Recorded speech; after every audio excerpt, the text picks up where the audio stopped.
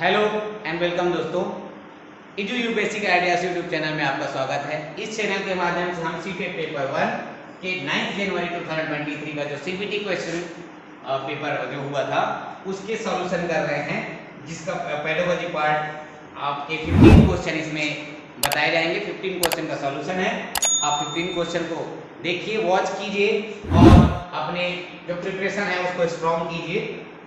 चलिए question number 1 की ओर चलते हैं।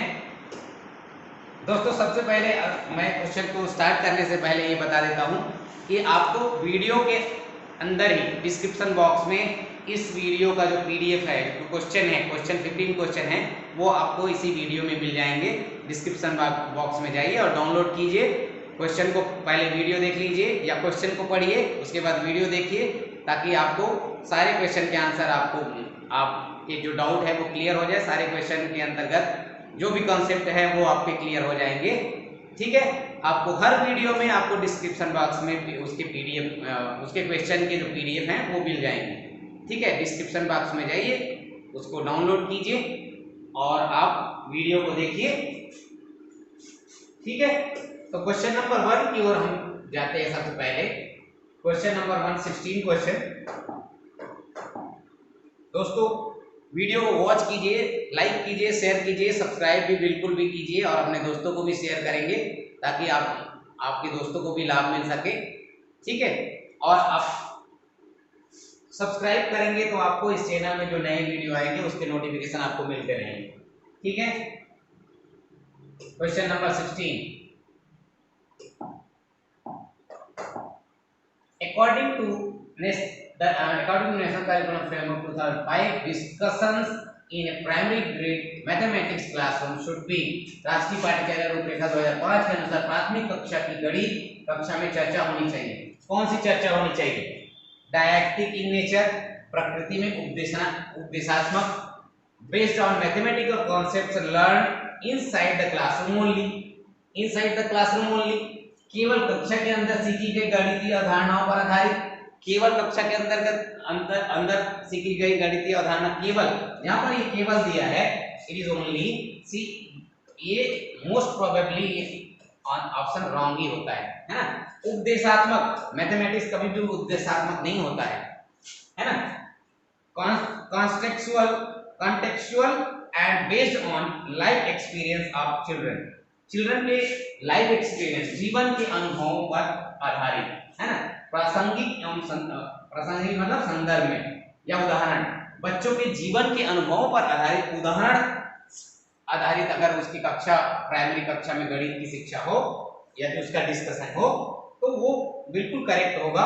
बच्चों की जो रियल लाइफ बेस्ड जो उसके एग्जाम्पल हैं, जो उसी का संदर्भ अगर प्राइमरी ग्रेड के गणित में चर्चा जो हो रही है वो बच्चों के लिए सबसे ज्यादा उपयुक्त होगा और गणित सीखने के लिए उनके लिए ये बच्चों को मोटिवेट करेगा गणित सीखने के लिए।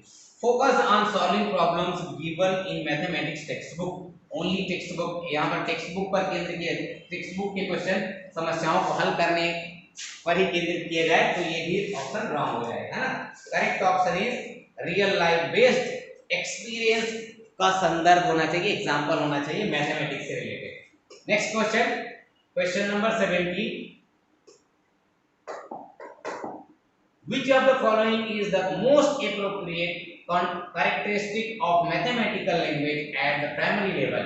है ना, प्राथमिक स्तर पर गणितीय भाषा की सबसे उपयुक्त विशेषता निम्नलिखित में से कौन सी है ना। It must be highly focused, specific and technical, या अत्यधिक केंद्रित, विशिष्ट और तकनीकी होना चाहिए, है ना। सो आप देखेंगे कि जो मैथमेटिक्स का जो विशेषता है ना, वो टेक्निकल, हाईली फोकस्ड, अत्यधिक केंद्रित, विशिष्ट और तकनीकी होना चाहिए। तो ये रॉन्ग हो जाएगा दोस्तों। अत्यधिक केंद्रित, विशिष्ट और तकनीकी होगा तो बच्चों के जो व्यवहार में, बच्चों के जो अनुभव में, बच्चों की समझ से बाहर चला जाए, है ना। It must be ambiguous and open-ended so as to make learning joyful, है ना। यह अस्पष्ट और खुला होना चाहिए ताकि सीखने को आनंदमय बनाया जा सके। ठीक है, it should be reinforced through the language used by the child in everyday life. इसे बच्चे द्वारा रोजमर्रा की जिंदगी में इस्तेमाल की जाने वाली भाषा के माध्यम से सुदृढ़ किया जाना चाहिए। ठीक है, it should not include mathematical vocabulary at all. इसमें गणितीय शब्दावली बिल्कुल भी शामिल नहीं होना चाहिए। तो गणितीय शब्दावली बिल्कुल भी शामिल नहीं होगा तो कोई मतलब नहीं है, बच्चे को समझ भी नहीं आएगा, है ना। ठीक है, मैथमेटिक्स सिखाना है, मैथमेटिक्स वोकैबुलरी तो रहनी चाहिए, है ना। सो आप देखेंगे थर्ड ऑप्शन जो होगा रियल लाइफ बेस्ड, है ना, एवरीडे लाइफ से रिलेटेड उसके लैंग्वेज से उसे जोड़ना जरूरी है ना। जो गणितीय भाषा है उसको उसके एवरीडे लाइफ में वो जो लैंग्वेज यूज कर रहा है उसमें कनेक्शन चाहिए, है ना। उसमें जो कनेक्शन है बच्चे द्वारा रोजमर्रा की जिंदगी में इस्तेमाल की जाने वाली भाषा के माध्यम से सुदृढ़ किया जाना चाहिए मैथमेटिक्स को, है ना। उस मैथमेटिक्स जो लैंग्वेज है और जो उसके real life based everyday life का जो लैंग्वेज है उन दोनों में कनेक्शन होना चाहिए। उन दोनों को जो जो real life based everyday life में जो लैंग्वेज इस्तेमाल किया जा रहा है उस वो माध्यम मैथमेटिक्स सिखाने का होना चाहिए और उसी भाषा का यूज करके उसको सुदृढ़ किया जाना है, गणितीय भाषा। Third option is correct option. Next question 18 number, which of the following is the most appropriate purpose of classroom assessment in mathematics at the primary level। ठीक है, प्राथमिक स्तर पर गणित में कक्षा मूल्यांकन का निम्नलिखित में से कौन सा सबसे उपयुक्त उद्देश्य है ना। To inform and guide the teaching learning process, शिक्षण सीखने की प्रक्रिया को सूचित करना और मार्गदर्शन करना। To provide opportunities for the learner to reflect on their learning, शिक्षार्थी को अपने सीखने पर विचार करने के अवसर प्रदान करना। ठीक है, to create competition among learners to improve their performance, अपने प्रदर्शन को बेहतर बनाने के लिए शिक्षार्थियों में भी प्रतिस्पर्धा पैदा करना। ठीक है, सही विकल्प दिया गया है A B, A C, B C, only A. ठीक है, तो सबसे पहले हम देखेंगे कि बच्चों में inform and guide the teaching learning process, है ना, शिक्षण सीखने की प्रक्रिया को मार्गदर्शन करना, निर्देशित करना बच्चों को, है ना। ठीक है, दूसरा है प्रोवाइड अपॉर्चुनिटीज, बच्चों को अपॉर्चुनिटी प्रोवाइड करना है किस नाम से, learner to reflect on their learning, उनके वो क्या सीख रहे हैं, कितना सीख रहे हैं, वो सीख रहे हैं कि नहीं, वो उसको रिफ्लेक्ट करना है ना। उसको रिफ्लेक्ट करेंगे तो शिक्षार्थी, है ना, उस सीखने के विचार करने के अवसर प्रदान करना, उनको अपॉर्चुनिटी देना है कि क्या सीख रहे हैं, है ना, उसको चेक करने के लिए उसको अपॉर्चुनिटी देना चाहिए, वो बता सके कि वो क्या सीख रहा है, कितना सीखा है ना। तो option number B is correct और also option number A correct, A और बी सही हो जाएगा। यहाँ पर दिया है कंपटीशन की भावना उत्पन्न करनी चाहिए बच्चों में, लर्नर्स इंप्रूव देयर परफॉर्मेंस। ठीक है, तो अगर कंपटीशन की भावना हम बच्चों में पैदा करेंगे तो जो बच्चे, है ना, स्लो ब्लूमर है उनमें हीन भावना आ जाएगा, अवसाद आ जाएगा और वो सीखने के प्रति निरंकुश हो जाएंगे, वो सीखने पर ध्यान नहीं देंगे। ठीक है, तो option number A and B both are correct, option number A first option correct. ठीक है, नेक्स्ट क्वेश्चन चलते हैं, क्वेश्चन नंबर 19।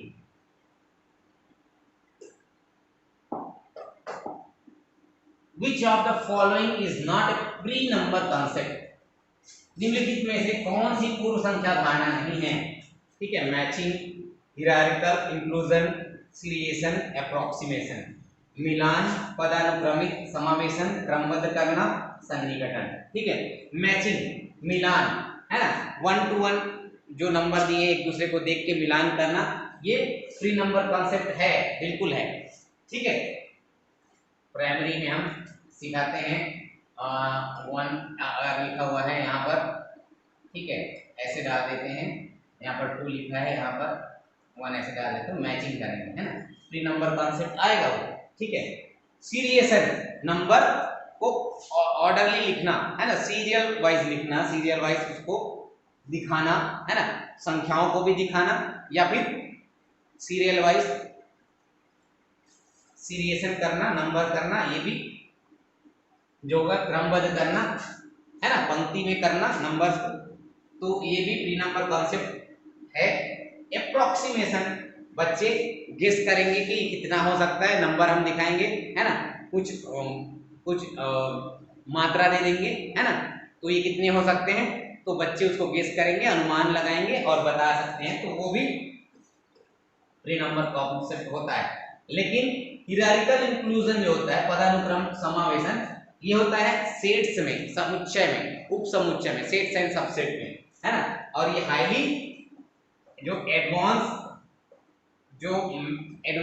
जो मैथ है सेट एंड सबसेट में, उसके लिए हिरारिकल इंक्लूजन होता है। तो ये ऑप्शन प्री नंबर कॉन्सेप्ट नहीं है, second option is correct.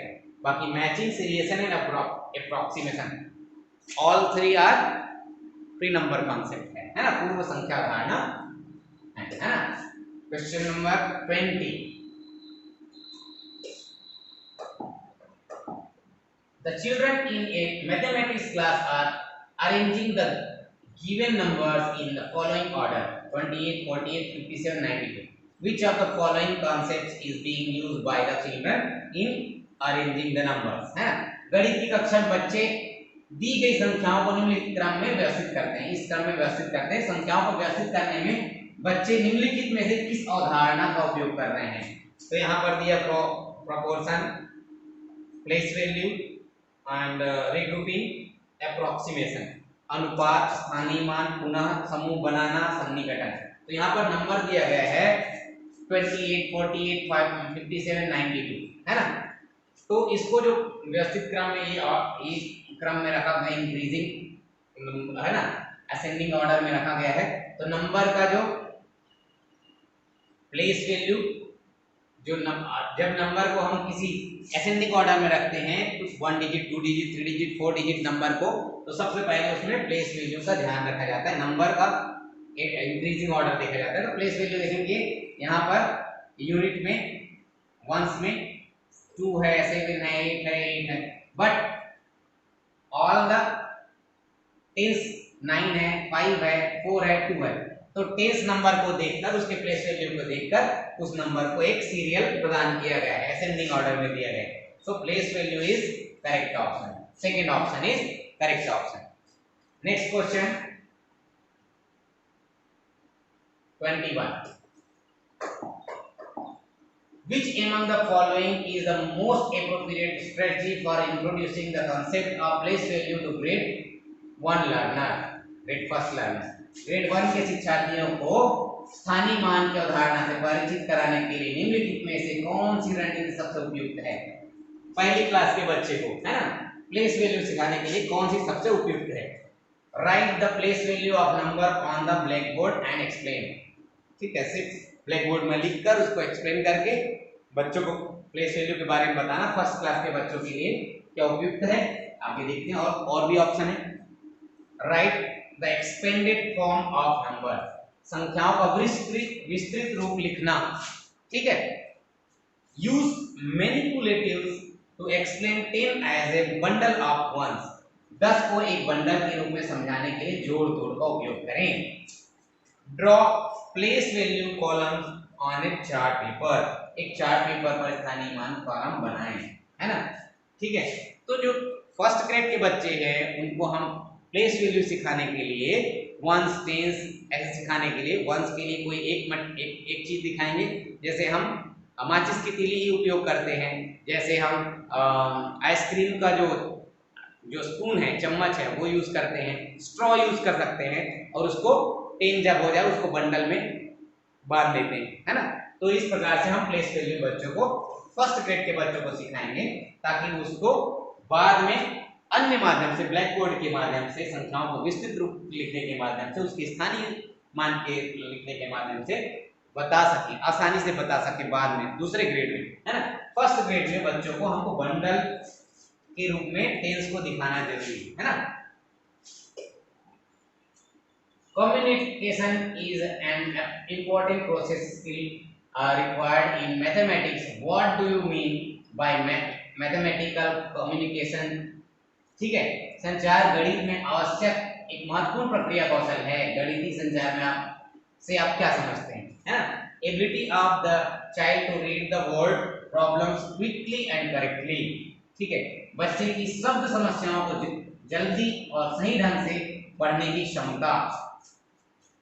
Ability of the child to participate in mathematics quiz, बच्चे की गणित प्रश्नोत्तरी में भाग लेने की क्षमता। Ability of the child to consolidate, organise and express mathematical thinking, गणितीय सोच को समेकित करने, व्यवस्थित करने और व्यक्त करने की बच्चे की क्षमता। Ability of the child to write mathematical essays, बच्चे की गणितीय निबंध लिखने की क्षमता।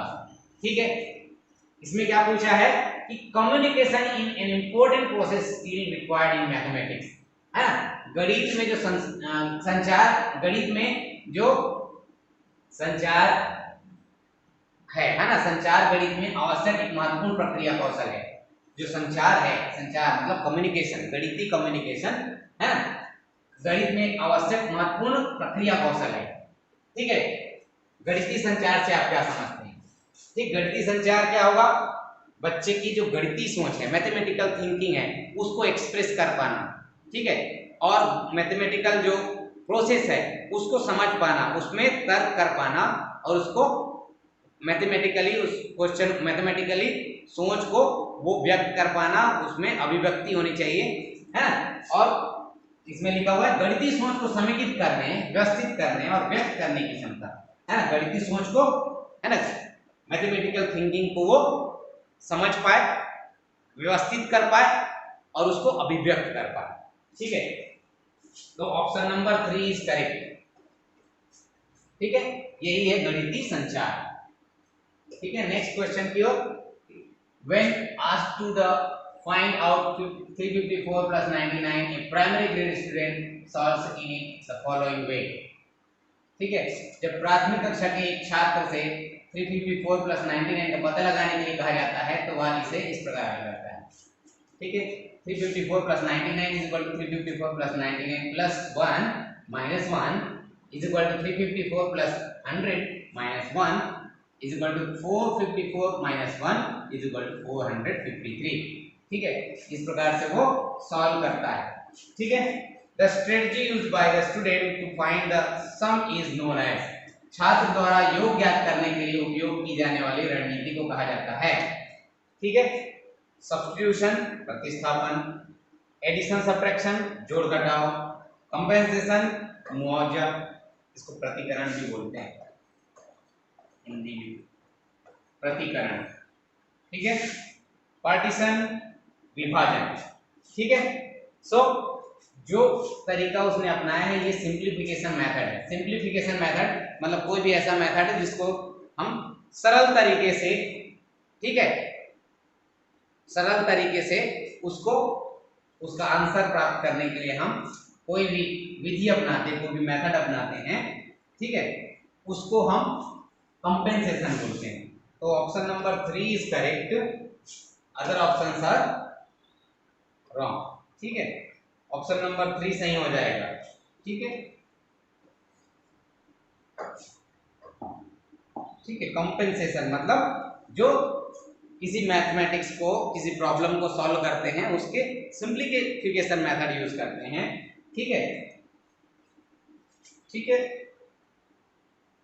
वैदिक गणित से, है ना, या उस नंबर के वैल्यू से हम फाइंड करते हैं। नंबर का वैल्यू 99 है, उसमें हमें 1 ऐड करना है, -1 मिले तो नंबर का वैल्यू, हम नंबर के वैल्यू को ध्यान में रखते हुए सिंप्लीफिकेशन कर रहे हैं, तो compensation is the correct option.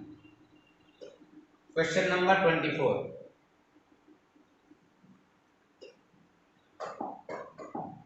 Which of the following is not true about mathematics? गणित के बारे में निम्नलिखित में से कौन सा सत्य नहीं है? ठीक है, it is based on empirical evidence to prove different mathematics truth। यह विभिन्न गणितीय सत्य को सिद्ध करने के लिए अनुभवजन्य साक्ष्य पर आधारित है। ठीक है, it is based on deductive reasoning। यह निगमनात्मक तर्क पर आधारित है। It is a creative discipline and has aesthetic value। यह रचनात्मक मूल्य, अनुशासन और इसका सौंदर्यात्मक महत्व है। It is validated by reasoning। इसे तर्क द्वारा मान्य किया जाता है। तो गणित के संबंध में, गणित के बारे में निम्नलिखित में कौन सा सत्य नहीं है? ठीक है, तो फर्स्ट ऑप्शन सत्य नहीं है। क्यों?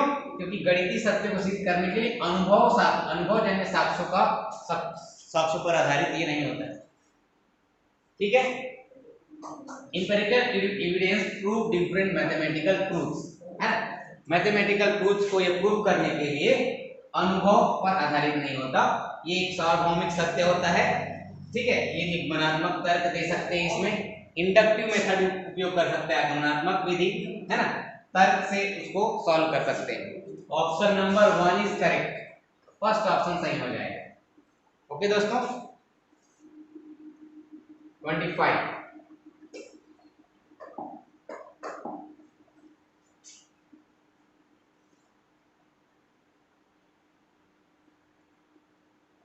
ठीक है, Nipun Bharat scheme that ensures every child in India gains foundational numeracy and literacy was launched by the education ministry of India under national education policy NEP 2020। Nipun stands for, है निपुण भारत में निपुण भारत योजना जो यह सुनिश्चित करती है कि भारत के प्रत्येक बच्चे को मूलभूत संख्यात्मक और साक्षरता प्राप्त हो। भारत के शिक्षा मंत्रालय द्वारा राष्ट्रीय शिक्षा नीति एनईपी 2020 के तहत शुरू की गई। निपुण का अर्थ क्या है? निपुण का जो उसको निपुण स्टैंड फॉर, है ना। ठीक है, तो यहाँ पर लिखा है national initiative for proficiency in reading with understanding and literacy, national initiative for proficiency in writing with understanding and literacy. ठीक है, national initiative for perfection in understanding and numeracy. ठीक है, national initiative for improved pedagogy in understanding and numeracy. So यहाँ पर national initiative for proficiency in reading with understanding and numeracy, ये first option is correct, है ना, first option correct है। निपुण का फुल फॉर्म है national initiative for proficiency in reading with understanding and numeracy, first option is correct. Next question चलते हैं दोस्तों, क्वेश्चन नंबर 26।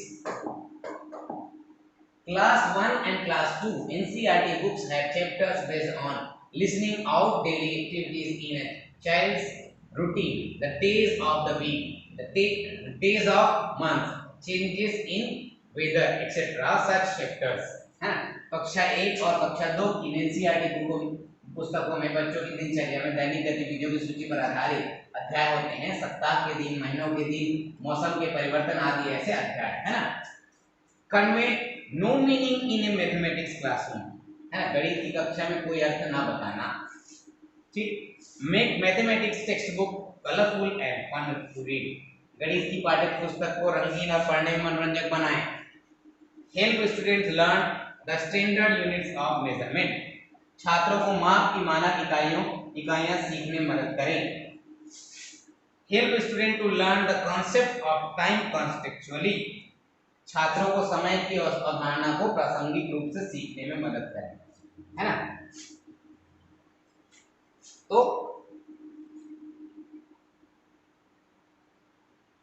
यहां पर days of the week, days of month, changes in weather, ठीक है, ये सब चीज यूज किया गया है। तो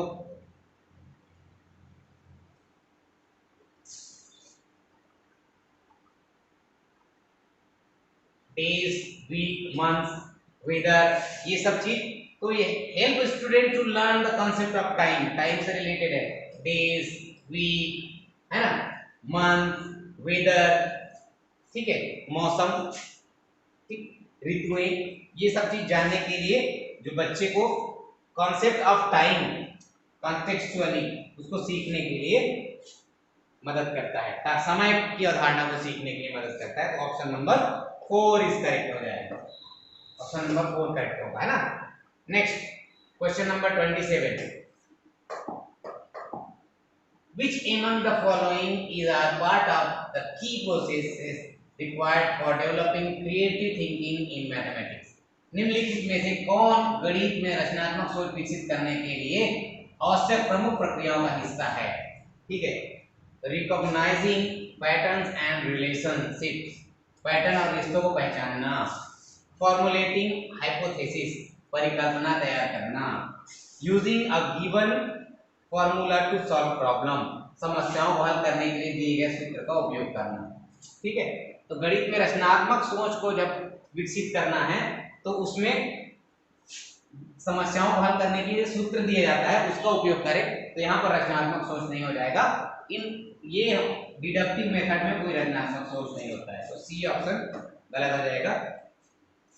अब देखेंगे recognising patterns and relationships, pattern और उसके रिलेशनशिप सीखना। करेक्ट है ए। फॉर्मुलेटिंग हाइपोथेसिस, परिकल्पना तैयार करना। ठीक है, परिकल्पना तैयार करना, creating hypothesis. So A and B, option number 1 is correct, A B, A और बी सही हो जाएगा। ठीक है, सी इज रॉन्ग। ठीक है, नेक्स्ट क्वेश्चन चलते हैं 28। According to National Curriculum Framework 2005, the most appropriate way to develop a positive attitude towards mathematics and a liking for in primary grade children is to, है ना। राष्ट्रीय पाठ्यचर्या रूपरेखा 2005 के अनुसार प्राथमिक कक्षा के बच्चों में गणित प्रति सकारात्मक दृष्टिकोण और इसके प्रति रुचि विकसित करने का सबसे उपयुक्त तरीका है ना। Provide opportunities to enhance cognitive skill for learning mathematics, गणित सीखने के लिए संज्ञानात्मक कौशल बढ़ाने के अवसर प्रदान करें। Use mathematical games, puzzles and stories to make connections between mathematics and children's life experiences, गणित और बच्चों के जीवन के अनुभव के बीच संबंध बनाने के लिए गणितीय खेलों, पहेलियों और कहानियों का उपयोग करें। ठीक है, ये तो करेक्ट होगा। Use an aptitude scale to find out children's score on provide remedial measures, है ना। बच्चे के अंक जानने और उपचारात्मक उपाय प्रदान करने के लिए योग्यता प्रमुख पैमाने का उपयोग करें। ठीक है, frequently organise sessions by experts on importance of mathematics in everyday life, रोजमर्रा की जिंदगी में गणित के महत्व का विशेषज्ञों द्वारा नियमित रूप से सत्र आयोजित करना, है ना। जब टीचर उपस्थित है तो विशेषज्ञों की नियमित विशेषज्ञों को नियमित बुलाना, उसका आयोजन करना जरूरी नहीं है ना। So what is correct option, सबसे उपयुक्त ऑप्शन यही है कि use mathematical games, puzzles and stories to make connections between mathematics and children's life experience, बच्चे के जो लाइफ एक्सपीरियंस है, बच्चे की जो जीवन शैली है उससे जोड़ने के लिए पजल्स और अनुभव, है ना, बच्चों के जीवन के जो अनुभव हैं, पजल्स हैं, खेल है, पहेली, कहानी, ये सब चीज प्रस्तुत करना है, उसके बारे में डिस्कशन करना है, चर्चा करना है, उसके अवसर देना है बच्चों को, ताकि वो मैथमेटिकल थिंकिंग उसमें विकसित हो सके और मैथमेटिक्स के प्रति उसका सकारात्मक रवैया उत्पन्न हो सके, सकारात्मक दृष्टिकोण उत्पन्न हो सके। Question number 29। When asked to solve 12 multiply 25, a child uses the following method.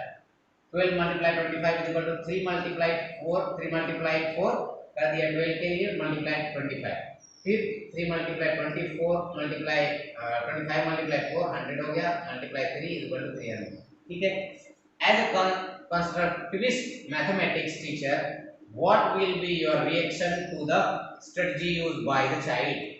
जब एक बच्चे ने 12 गुणित 25 को हल करने के लिए कहा गया तो वह निम्नलिखित विधि का उपयोग करता है। 12 गुणित 25 बराबर 3 गुणित 4 गुणित 25 बराबर 3 गुणित 100 बराबर 300। एक रचनावादी गणित शिक्षक के रूप में बच्चे द्वारा उपयोग की जाने वाली रणनीति पर आपकी क्या प्रतिक्रिया होगी, है ना। Accept the answer but tell the child that it is not the right way to do multiplication। उत्तर स्वीकार करें लेकिन बच्चे को बताएं कि यह गुणा करने का सही तरीका नहीं है। Instruct the child to seek help from other students to solve the problem using the correct algorithm। बच्चे को सही एल्गोरिथम का उपयोग करके समस्या को हल करने के लिए अन्य छात्रों से मदद लेने का निर्देश दें। Appreciate the child and encourage other students to come up with different ways to solve the problem।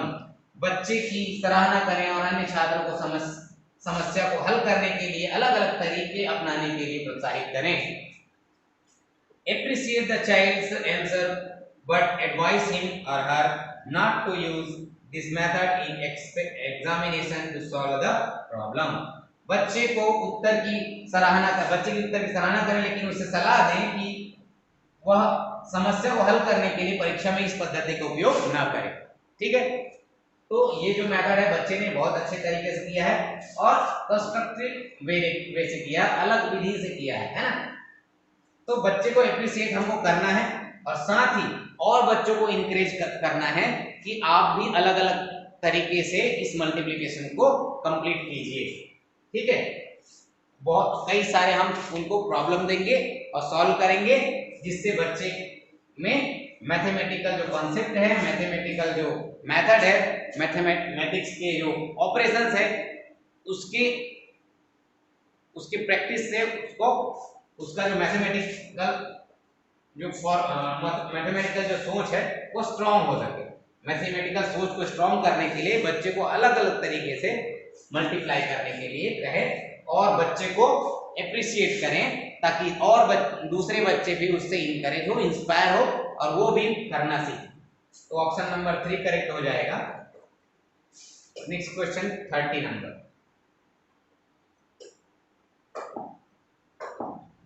Which of the following statements is least likely to be one of the characteristics of levels in Van Hille's theory of geometric thinking? निम्नलिखित में से कौन सा कथन van Healy के ज्यामितीय सोच के सिद्धांत में स्तरों की विशेषताओं में से एक होने की सबसे कम संभावना है? ठीक है, they are age dependent, they are sequential, they are experience dependent, they are developmental, है ना। वे उम्र पर निर्भर हैं, वे क्रमबद्ध है, वे अनुभव पर निर्भर हैं, वे विकासात्मक हैं। तो वेन हीले का जो ज्यामितीय सोच है ना, उसके जो सिद्धांत है, उसके जो स्तर के सिद्धांत है वो होते हैं क्रमबद्ध है, सीक्वेंशियल रहते हैं, है ना। वे अनुभव पर निर्भर हैं, यस, एक्सपीरियंस डिपेंडेंट है, वे विकासात्मक हैं। ठीक है, दे आर डेवलपमेंटल, बट वे उम्र पर निर्भर हैं। ये वेन हीले की जो ज्यामितीय सोच है के सिद्धांत है, उसके स्तर में उम्र पर निर्भर नहीं होता है ना। दे आर एज डिपेंडेंट नहीं होता है। ठीक है, सो वेन हीले का जो ज्यामितीय सोच है उसका स्तर में दे आर एज डिपेंडेंट ये नहीं होता, इसलिए इसमें पूछा गया है सबसे कम संभावना है ना। थ्योरी ऑफ ज्योमेट्रिकल थिंकिंग में क्या चीज पूछा है? which of the following least likely to one of the characteristics, है ना, कौन सा सबसे कम संभावना है? तो दे आर एज डिपेंडेंट, है ना, वे एज डिपेंडेंट नहीं होते हैं, है ना। So they are sequential is correct, they are experience dependent and they are developmental, है ना। वे क्रमबद्ध हैं, वे अनुभव पर निर्भर हैं, वे विकासात्मक है ना। उम्र पर निर्भर सबसे कम होते हैं। ठीक है, क्योंकि जो छोटे क्लास का बच्चा है बड़े क्लास के भी मैथमेटिक्स को सॉल्व कर सकता है, उसके ज्यामिति को समझ सकता है और ज्यामिति से रिलेटेड जो क्वेश्चन है उसको, उसकी प्रॉब्लम को भी वो सॉल्व कर सकता है ना। तो एज डिपेंडेंट नहीं होता है, बहुत कम एज डिपेंडेंट कम होता है। ठीक है, so this are 15 question of pedagogy, mathematics pedagogy, CTET paper 1 जो 9 जनवरी 2023 को हुआ था। तो आप इसके पीडीएफ आप डिस्क्रिप्शन बॉक्स से लिंक से डाउनलोड कर लें और उसको सॉल्व कर लें दोस्तों। ठीक है, आप वीडियो को ज़्यादा से ज़्यादा शेयर करें, वीडियो को वॉच करें, वीडियो को ज़्यादा से ज़्यादा शेयर करें अपने दोस्तों को, जिससे आपके दोस्त भी उसके फायदे हेल्प ले सकें। ठीक है, ज़्यादा से ज़्यादा आप शेयर करें अपने दोस्तों के पास जो सीटेट की तैयारी कर रहे हैं, वो भी इस वीडियो को देखें और अपने प्रिपरेशन को स्ट्रॉन्ग कर सके। ठीक है, सब्सक्राइब करें दोस्तों, सब्सक्राइब करना बहुत ज़रूरी है। सब्सक्राइब नहीं करेंगे तो हमारा जो न्यू वीडियो होगा उसका नोटिफिकेशन आपको जल्दी नहीं मिलेगा। ठीक है दोस्तों, सो सपोर्ट करें। थैंक यू वेरी मच दोस्तों। ओके बाय, मिलते हैं नेक्स्ट वीडियो। ओके दोस्तों, बाय बाय, मिलते हैं नेक्स्ट वीडियो पर। ठीक है, तब तक के लिए study well and be prepare.